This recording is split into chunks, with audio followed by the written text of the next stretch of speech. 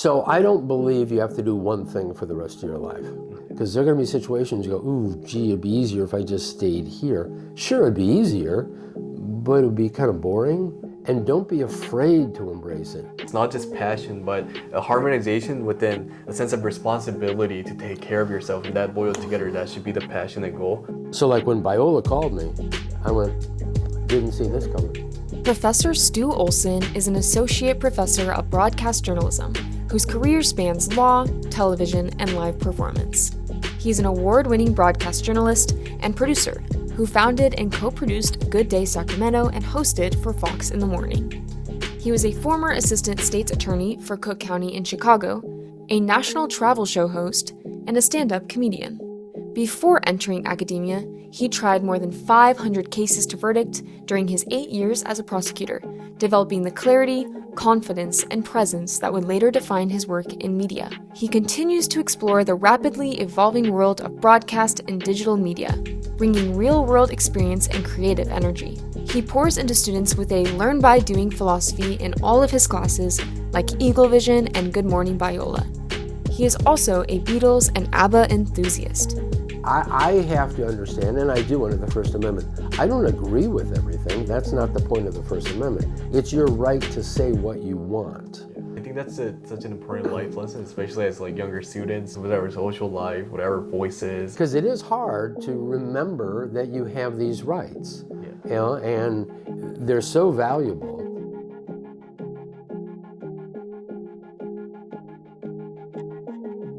From the Torch Podcast Network, welcome to Office Hours. Your professors unmasked. Office Hours is where real people wrestle with real questions. I'm your host, Jae Koo. Today, I'm here with Professor Stew Oleson. How are you? First of all, how are you doing, Dr. Oleson? Let me just ask you that first. Today? Yeah. Okay, had a little bit of a cold for some, and I never have colds. This one's like the past 3 days. I'm going, what's up with that? I never get sick. It's weird. In all my years of having a job and going to work, you know how many days I've missed? How many? Take a guess. Like 15. 1. Wow. And it was my fault because I was driving to see, I can say this on your office hours, a girlfriend at the time, and my car broke down in the middle of Indiana. And I said, it was 2 in the morning, and I called them up. I said, don't worry, I'll be there for the broadcast. They go, it's okay. Okay, so I struggled to get back, and I didn't make it in time. That's the only time. Wow, that's some dedication. That's your first tip, I guess, is if you're paid to do a job, show up and do the job. And we're going to be wrestling with issues you said in the open? Interesting questions that we just really want to know you better. Okay, and, go ahead. Just ask students watching here, hopefully staff members or outside people, just what Dr. Professor Oleson is. We just want to investigate that further. So who I am? Yeah, who you are. Yeah. So essentially, could I wanted to ask you a question about that. Could you tell us a little bit about yourself, what you do at Biola and stuff like that? Sure. What I'm officially doing is I'm an associate professor of broadcast journalism and media law, because I'm also a former lawyer, although currently a lawyer, a former prosecutor in Chicago. So it fits perfectly with the media law class that I teach. In fact, your wise producer, Reagan, is actually in my current media law class. Shout out to Reagan. Say something. Yes, and she currently knows at this point more law, I'm convinced, than 95% of the population. Wow. Yeah. That's amazing. Yeah, so I do that, and then the broadcast journalism classes, which I love because I launch careers out of Studio B. I now have 48 former students on air from coast to coast, from Annabelle Munoz right here at KABC. She's been on there for almost 15 years, to Morgan McKay, political reporter at Fox 5 in New York, Market 1. They all came out of Studio B. And I'm constantly on, in fact, I was just on the phone with Olivia Yatuma, and she is a MMJ, multimedia journalist in Grand Rapids, Michigan, and she's seeking advice on her next contract. So I was talking to her today on the way here. Wow. So that's what's fun, is launching careers. That's awesome. I guess great students come out from great staff members. So we're really glad to have you today, Sure. Dr. Oleson. Yeah. That's I think I feel like I'm already your friend just from hearing that. You gave us such a great detail of like what you do here and stuff like that. Just a little bit more. You brought us some prop. Well, I did because, and no criticism on your set. I think your set's wonderful. But when I watched previous episodes and then came here today, it seemed kind of artificial. I see. You know, like my office looks like a garage sale when you walk in, and I think there's a level of comfort for a student who comes in and goes, oh, there's like stuff everywhere. I said, yeah. So I just brought in stuff, you know, just to kind of clutter it up a little bit. Now here's an old cell phone. I have no idea. I found this in the bottom of my knapsack. Let's go. I just put that there and a pen. Oh, look at that, University of Illinois. That was where I went to undergrad. And then some Energizer batteries in broadcasting. I tell everybody, before you hit the road, before you get in your car and drive away, check your battery. There's nothing worse than going out there, you're going to interview somebody, and you go, oh no, my battery's dead. Yeah. It's like you were never there. Yeah. You can't come home and write about it. They go, well, where's the video? So that's the second tip. Always check your batteries. Yes, we marked that down. Okay. We're going to be doing that. To whom it all concerns, please check your batteries, guys. Yeah, that's so amazing. Thank you so much for that. Yeah, Sure. Let's go ahead and dive into some of your personal life too. Just to get you closer to a little bit more. I didn't see that in there. Oh, okay. It's not that personal, but right. it's a question of like, how did you come to faith? I guess. Okay, well that's pretty personal. I was 8 years old, and I didn't want to go to hell. That's what's up. There it is. Okay, and I was brought up in the Evangelical Free Church where they always had the altar call. I don't know if they still do this at the end of the sermon, but they kind of shook the ground underneath you. You know, and as a young boy, you're like, you know, like what's going to happen to me? So you kind of make this flash decision. Okay, I want to have eternal life. Okay, but you don't really know what that means until a while later, and then you dive into it and you try to understand what does it mean to have a walk in faith. And now to me, over the years, the teachings of Jesus Christ, and here's where it gets really personal, they make sense to me, okay? And it's not like this theological leap. And sometimes, just being honest, I'll go to a chapel and I'm just listening and listening and listening, but it never gets to why I actually share the faith. And that is because I admire his teachings, I admire that path to take, and it's difficult in terms of you have to love somebody who doesn't like you. Okay, in fact, you have to love the world, and you have to give constantly, and it's not ego-centered at all. It's not about you and your success and all of that, and we live in an era where we want that success, and I get that, but the faith isn't about that. It's about helping others. It's about going down to the Union Rescue Mission where nobody knows that you're there, and you provide the evening meal to the homeless. And so I volunteered to do that, you know, even before I became a professor here, just because that felt like what I should do. And then once I did it, it was very rewarding to have that feeling where it dovetailed with what I believe in my faith. You know what, Dr. Oleson? That's very, very, it's personal to like what's happening to my life right now. We're in Tori's second semester, the sophomore year, second semester, learning about love, what it means to not just intellectually know, but to practically apply it, like love your neighbors as yourself, like what that really means to me. And then it's been one of my prayers recently, and then it's very touching. Well, and you kind of hit it right there. It's no longer an intellectual exercise, because when you make it all an intellectual exercise, it's so not easy, but you write about it, you read about it, you sit and listen to lectures about it, but are you doing it? The actual execution of faith is much more difficult, because then you actually have to come up with ways that you can help others and not just talk about it. And you know what? I think sometimes when people are sitting in a congregation or listening to somebody talk about it, if they don't feel that connection, I think that's where we as Christians lose a connection to the outside world, because they think all you guys do is sit around and talk about it. You know, what are you actually doing? And so I admire churches, I admire congregations that have little things, like even a workshop for cars. People can drive their cars in, and there's a little collection of church members who help with the car trouble. You know, real basic stuff. Right, I see. It's like the small detail that really matters. Oh, yeah. Just I think there's a lot of things where, from the outside point of view, where where evangelical Christians can have like a bad name today, and then Yeah, and I don't mean to bash them at all. That's not the point of this, but it is important to point that out, I think, so we can grow together. And I'm open to that as well. Somebody says, what we've noticed about you. I go, yeah, fire away. Yeah. Absolutely. So we can all grow in our shortcomings in the faith. What's next on our list? Yes, okay, we can go ahead and talk about your professional life, because you talked about since you were 8 years old, and then how did that lead to your academic background, your journey to become a professor? And Yeah, okay. So I don't believe you have to do one thing for the rest of your life. And I tell my students that all the time. I don't know if that's good for them when you want to pick a major and think, well, this is what I want to do. But I think it's frightening to think that I have to do one thing now for the rest of my life. That's hard. And the statistics show that you won't.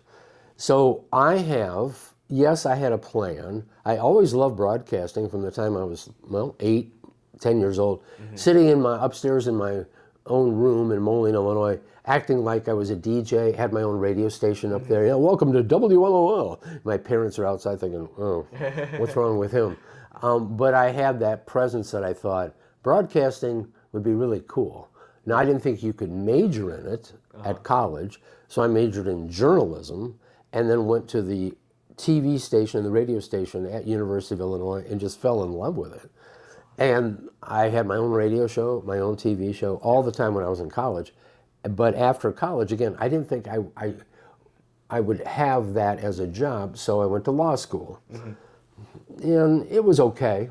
I mean, I'm glad I did in hindsight, because I'm teaching media law now. Yeah. Right? But instead, I went into law. I was a prosecutor in Chicago for a decade, and then switched sides and became a defense lawyer for 3 different firms in Chicago. And I realized it wasn't doing it for me. And this is what's hard, to switch gears when you're well into your career. But I had to make a left turn, and I did. A big left turn, went back into TV and started these local TV morning shows across the country, which really hit. They dovetailed with who I am, my talents, I think, my ability to connect to an audience. And that just took off. I did that for another decade. And then went into travel show production, because Spike TV called me and says, hey, you want to go on the road and shoot travel shows? Awesome. I was in the Baja for no apparent reason. Well, the reason I was there is covering races, but for no apparent reason, I opened up a laptop and saw that Biola University wanted a new broadcast professor. I don't know why I went to that website. I didn't know Biola, other than it was kind of like the Wheaton of the West Coast. And so I shot an email out to Pat Pike, who used to be a vice provost here. Very wise woman, background in psychology. And she tells me she read through that thing and could tell there was something there. And so we started connecting, and here I am, 17 years later. Yeah, wow, that's such an amazing life story. It's almost like a movie. It's like it's a very, very different throughout the course of your life. And then I just have to ask, like, because you are a lawyer, you're an accomplished lawyer, and that's also already a hard job to get, and then you completely switch gears and stuff like that. Were you ever scared? Like, were there any problems going through it, or how did you overcome it, or were you not scared at all? Just all these kind of questions. I should have been. I should have been at various times. I don't know when you say scared. I was certainly apprehensive making those huge life decisions. But I thought, if I didn't, what would happen to me? If I kept doing the same thing and didn't feel fulfilled, what would be my end game? Would my end game be, well, it was okay? That's a heck of a life to lead. It was okay. I wanted something more than that. So I did. I made those huge decisions and changed. Yes, it's very difficult, because you have to ramp up quickly and learn a whole new skill set, and don't rely on your current skills, which actually is a good thing to do today because of technology, because of what's going on, AI, all of this. You're going to have to learn new skills fairly quickly. And it keeps your brain going. Yeah. Very quickly. Wow, yeah, I can very relate to it, not as in like I understand your life, but then like I'm also a philosophy major. I was like, if I do this and if I become homeless, what's gonna happen? And I was like, I consider the other side of the life of not doing that and being more miserable. And I was like, I just have to go with this. And then it's kind of why I'm here too. So it's like it's there's like something about your passion, I guess, that just keeps you going. Well, and here's a dilemma I've had over the years, and I'll be honest with you. In my faith, I don't do this. I don't say, oh, don't worry, God will take care of everything. The reason I don't is that kind of takes away from your ability to do things for yourself. In other words, you have to look out for yourself. And in spite of the fact that, yes, prayer all the time, but my parents never taught me that no matter what you do, it'll all be okay. Because that kind of gives you this lackluster drive. Yeah. You know, I wanted to drive and do things that would provide for myself rather than just go, oh, well, I guess he'll just provide for me. And that's been a dilemma over the years, because when I hear that from various people or even students, you know, I want to encourage them, yes, okay, there is that, but think about what you can do right now. A, do the assignment. You know, do things that will give you life skills that will lead to a good job, occupation. If you get married, take care of your family, all those things. Oh, okay. That's such a helpful advice that's like very different from everyone else. It's not just passion, but a harmonization within a sense of responsibility to take care of yourself, and that boiled together, that should be the passion and goal. And that's how I guess you live like Stuart Oleson, you know. That's and you will learn more. One of my theories is from age 22 to 25 than at any other time in your life, because then you're probably not in school.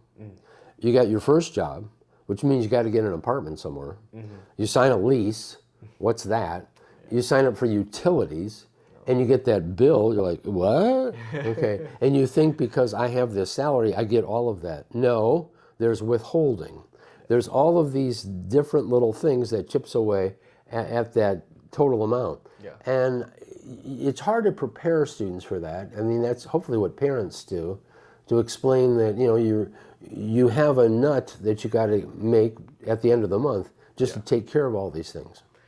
I see. Yeah, that's just don't forget about that responsibility and take control of the passion that you're striving for. And I think I'll try to live by that mindset. That's very helpful. Anyways, I do want to talk about some of your journalism journey, because that's what you eventually studied, and then that kind of leads you into broadcasting too, I'm assuming. Study journalism? Yeah. Yeah, so I was a journalism major at the University of Illinois, and at the time, we had this thing called Watergate that was a big deal. Now it almost seems, you know, like summer camp when you look back on it, you know, with the revelation that there were break-ins at the Democratic headquarters, and you know, Richard Nixon eventually resigned as president. But every day we'd see the latest that would come out in the New York Times, and we'd be waiting at the student union for the latest newspaper to read about it. And so that curiosity connected with me, and I thought, wow, Woodward and Bernstein, the two reporters, you know, that's kind of a neat thing that they were doing. And then I would see the broadcasters doing it on air, and I thought there's something about that intrigued me, and I kind of poured myself into that, more on the broadcast side, just because I liked the performance angle as well, radio and TV. But I had great professors who would critique my work and tell me what they thought of it, and I liked that give and take of studying journalism at a large school like that. Right. Now, it's not a faith-based school, okay? And I've had that, people ask me that a long time. Was that a big challenge for you? And honestly, it wasn't. I mean, I never felt like I was being somehow indoctrinated into the secular world, because I knew who I was. So I never felt on the outside looking in, even though, you know, it was a party campus. It definitely was at U of I. But it all worked for me at a Big Ten school. I see. That really makes me curious on, like, as someone who did go to like journalism and media law and experience the industry, is there something that people or average students that didn't go there, like, what are we missing out? Missing out by not going to a big school? Or not by not having this journalism, media law, this big school experience that you had? Well, there's more diversity. There's more people from everywhere. I felt challenged a lot, which I liked. there were different experiences every day that kind of shook you up a little bit. Because I came from a small town, Moline, Illinois, and then went down to Champaign-Urbana. It's not a big town, but it's a big campus. Yeah. I mean, I think now there's 54,000 there. Oh, wow. When I was there, I think there were 36, 37,000. Obviously, you're not going to meet all of them, Yeah. but they're there. And just to see that, people playing guitars out on the quad dogs, you know, you get to throw the Frisbees and they're jumping for it was just a real fulfilling life adventure that every day was different. And I ate that up.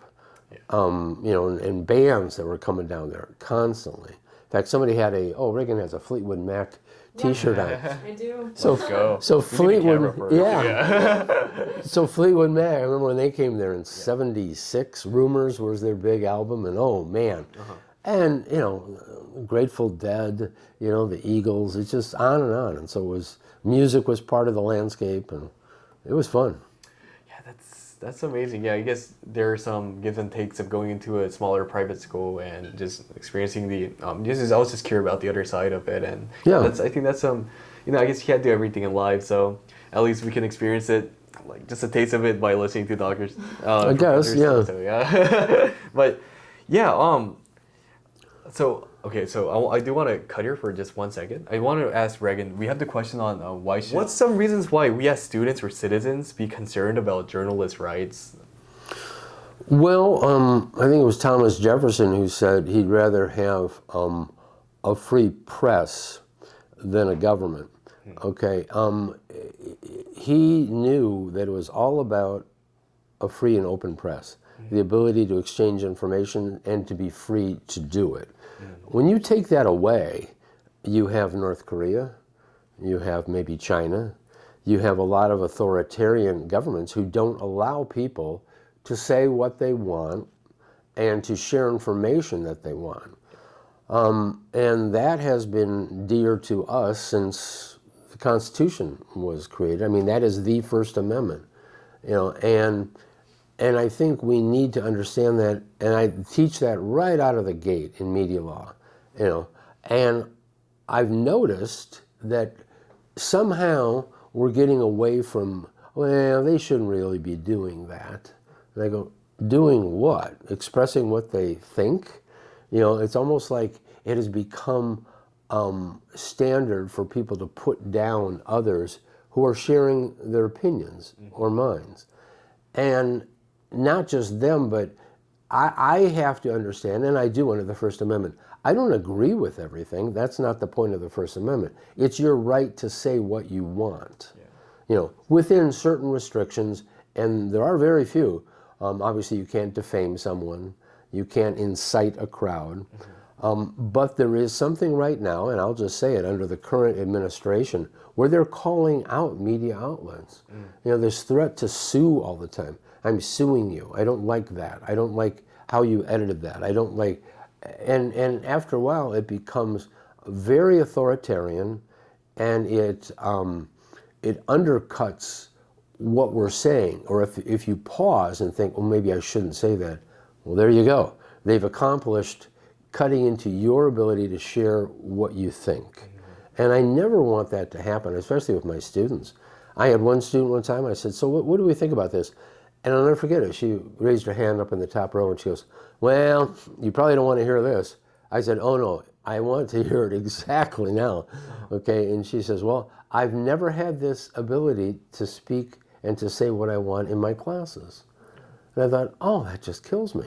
She felt somehow that it wasn't going to be a good experience for you. And I said, no, go ahead. And she did, and the number of students looked like, what? I said, no, don't do that, okay? That chills what she's, you know, trying to express. So I always want them to feel free to share their opinions. Yeah. In a way that is respectful of others, obviously. But I think we have reached a point in our society where we have to take another look at that, to understand that value and the freedom that we have with the First Amendment and with journalists and their ability to share that information and not feel threatened. I see. First of all, I want to say you're such a, like, you're articulation of speech. I'm just like really admired by it. It's just very easy to understand right on spot. Well, good. It's been a joy. Yeah, but just to add some more, just speaking in terms of society disagreements, the censorship culture. I want to ask you, like, there's like the us versus them type of dynamic that is going on, especially in our generation. It's like, why is American society kind of set up like that? Yeah, I don't know. I mean, it happens. It happens with a lot of generations. There can be widespread disagreement, but it never seemed to fall into camps. Like there was this camp and that camp. I mean, over the years, there was like when unions were forming, and there was business against unions. So that was kind of us versus them. There were civil rights. When civil rights legislation was passed in the 60s, that definitely was an us versus them, with residents, citizens of the South, felt that they were being picked on by those in the North. During the Vietnam War, there were us versus them in terms of you supported the war or you didn't. And I remember bumper stickers, America, love it or leave it. Well, that's kind of harsh. So it has happened, but there's a dynamic at play right now where it's really evident, like maybe red states versus blue states, Christians versus non-Christians. And I hate to see those camps formed like that, where we isolate and we can't have meaningful conversations. I mean, that's probably simplifying it to some extent, but that us versus them mentality is harsh. Yeah. It seems so essential that just from hearing from you that like we should have this idea about like media law or this right way to think about censorship and stuff. So like, how could we just as citizens or students like educate ourselves about media law? I guess why is it important for an average student to know the material? Take my class. Start out with that. There it is. Take my class. Take my class, and we go over it all the time. And because it is hard to remember that you have these rights, and they're so valuable, and you don't want to give them up, and they're not esoteric, they're in front of you all the time. And I know it's hard because sometimes you'll be in peer groups, and you'll feel pressure from your peers about what to think and what to say. And even if you disagree, you still want to be their friends, and so you don't want to be an obstacle, and you don't want to be labeled like, oh, you're so irritable to be around. And that's happened to me. I've even lost friends over it, and I feel bad about it, but I couldn't just sit there like a mouse and just agree, especially if they're telling like a bad joke. One time a couple of my friends, it seemed racist, and they're telling this joke, and I thought, oh, I didn't see that coming. And I didn't know what to do, because you can't let me tell you what that joke was about. But at the same time, I couldn't be silent and then by my silence endorse what that was. And so gradually they became aware that I didn't really care for that sort of thing. And we grew apart. And it does happen, it's painful, but if that has to happen to be true to yourself, well then it has to happen. Yeah, I think that's such an important life lesson, especially as like younger students today. Just whatever social life, whatever voices, and yeah, I think that's something that I'll definitely try to apply in my life. Yeah, just like a few last questions. I do want to direct it to students. Just as myself, there's been a lot of questions about your diversity of careers of life. Like, I wonder if there's anything that you can tell students, like, or on how you can pursue opportunities strategically, or like how you can be confident in your choices, or like what it means to ping pong your different varieties in life. It's like I'm throwing a lot at you to make it as broad as I can. Yeah, no, these are all good. And overall, I will say this. You get one shot at this, from what I know. This thing called life. Okay. And love it, embrace it. Every day, this is your life. I mean, that's a huge thing, and yeah, it involves little things like going to Heritage and getting a cup of coffee and that, but overall, this is your life that you're figuring out today. Who you meet, who your friends are, the classes you take, and then when the opportunities come, take a good look at them. And there's a reason that those opportunities came along.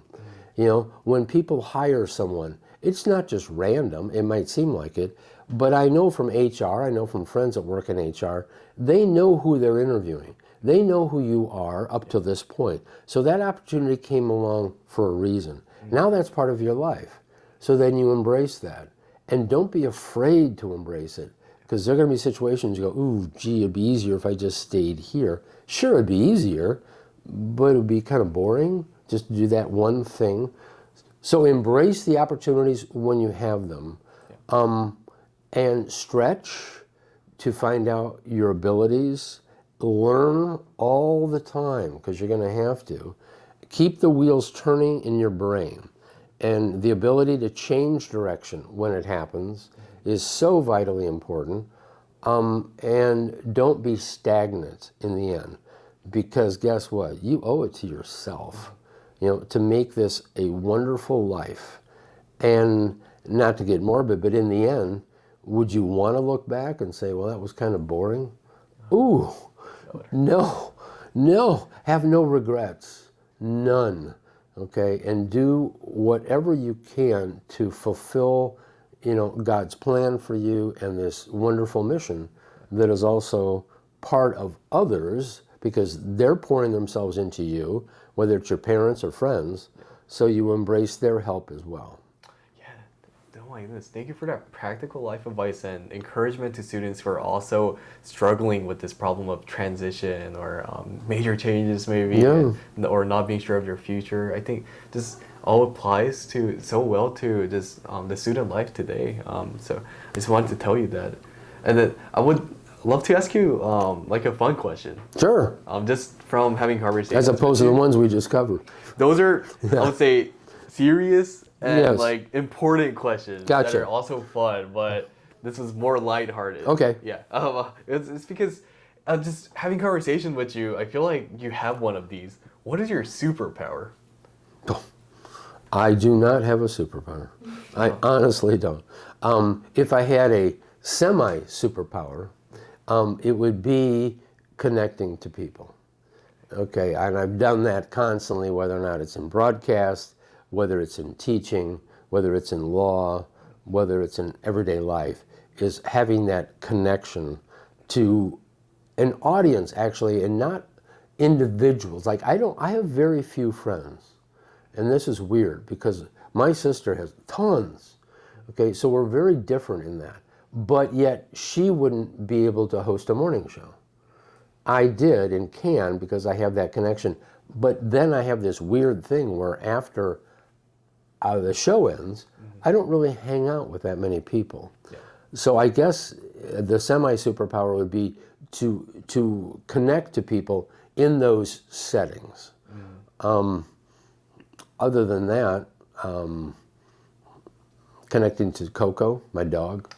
Yeah. Yeah, my 12-year-old lab pit super dog. Speaking of your super dog, well, is there anything that you can learn from Coco? All the time. Yeah. Every day. She is wise beyond belief, where she looks up at me and I just see that face, that lab and then the pit. And she has to live with the fact that she's a half-breed every day. And there's this whole thing about pits. They're scary. And she's dark, almost black, dark brown. So you put that on top of it and dark eyes, people are like, get away. And so she lives with that. But when we go out and walk, she'll just sit. And I'm going, oh, what's she doing? So just sits. I said, okay, I sit too. And we just sit. And I'm thinking, what is she looking at?